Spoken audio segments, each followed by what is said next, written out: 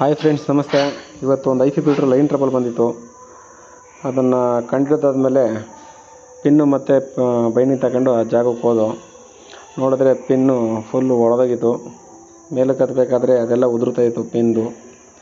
ಆಮೇಲೆ ಮೇಲಕ್ಕೆ ಆಗಿದೆ, ಎಲ್ಲ ಫುಲ್ ಸುಟ್ಟೋಗಿದೆ. ಮಳೆ ಮತ್ತು ಇಬ್ಬನಿ ಬಿದ್ದಾಗ ಲೈನ್ ನಿಲ್ತಾನೆ ಇರಲಿಲ್ಲ. ಸ್ವಲ್ಪ ಬಿಸಿಲು ಬಂತು ಅಂತಂದರೆ ಲೈನ್ ಚಾರ್ದಾಗ್ಬಿಡೋದು.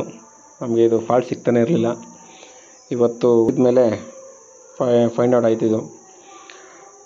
ಅದಾದಮೇಲೆ ಅದನ್ನು ರಿಮೂವ್ ಮಾಡಿ ನೆಕ್ಸ್ಟು ಫೈಬರ್ ಪಿನ್ ಇತ್ತು, ಅದನ್ನು ಫಿಕ್ಸ್ ಮಾಡಿ ಪಿನ್ ಬೈಂಡಿಂಗ್ ಮಾಡ್ದು. ನಮ್ಮ ಸುನಿಲ್ ಅವರು ಕೆಳಗಡೆ ಫೈಬರ್ ಪಿನ್ ಎಸೆದ್ರು. ಅದನ್ನು ಫಿಟ್ ಮಾಡಿ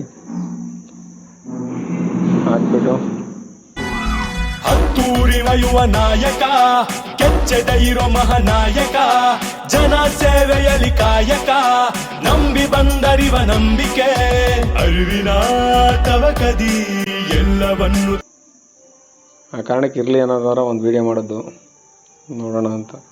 ನೋಡಿ, ಎಲ್ಲ ಪಿನ್ ಬೈಂಡಿಂಗ್ ಎಲ್ಲ ಹಾಕಿ ಹಿಡಿದ್ಮೇಲೆ ನಾವು ರಿಮೂವ್ ಮಾಡಿದ್ಮೇಲೆ ಪಿನ್ ಈ ಥರ ಆಗಿದೆ ಅದು.